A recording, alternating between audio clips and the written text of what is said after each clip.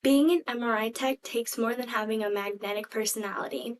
MRI stands for magnetic resonance imaging. According to Johns Hopkins Medicine, is a tube-shaped machine that creates a strong magnetic field around the patient, sending pulses to and from the scanner. Sounds simple enough, right? But actually, it takes education, training, and certification. I'm Lola, and I've always wanted to pursue a healthcare career since the age of 5. Now we're going to move on to the education and timeline over here. According to the ARRT, you must complete an associate or bachelor's degree in radiologic technology or a related field of some sort. You must gain specialized training in MRI through a certificate program or on-the-job training. Participate in hands-on training to develop skills in patient care. And then the next one we have is the timeline. So the time required depends on the educational pathway that you're going to choose. The base education is 2 to 4 years in an associate or bachelor's degree, and then there is also additional clinical training, which is often less than a year. And then, so all together, it would typically take 2 to 4 years to get your certificate. So next we have the 4 traits. This is really, really important because you want to make sure that you are empathetic, caring, and have that kind of, those traits.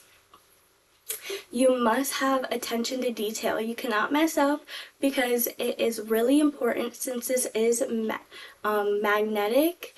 You can have different stuff in your pocket, so it's really, really important to pay close attention to detail so no one gets hurt, including you or the patient.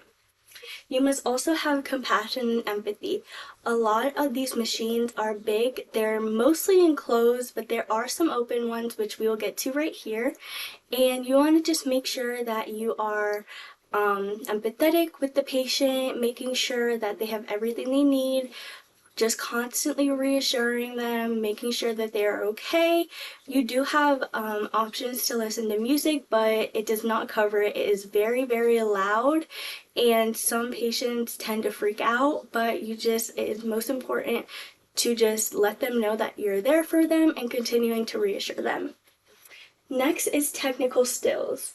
You want to have technical skills because these machines are very, very complicated to operate, so you definitely want to make sure you have that. And then next, you want to have problem-solving abilities. That is also important because there could be something wrong with the machine, and you want to make sure that you have that so you don't have to always run to your manager. Some things that you could be able to fix on yourself, you want to make sure that you fix them. And then next we have the U.S. Bureau of Labor Statistics, and according to the 2024, you have the median pay, which is $37.97 an hour, and you get roughly $78,000 a year.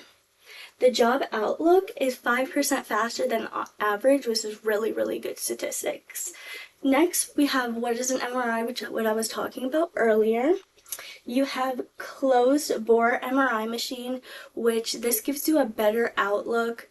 It really is enclosed, so it really makes sure that anything you're worried about from injuries or problems or anything like that, it really gives you a good overall scan.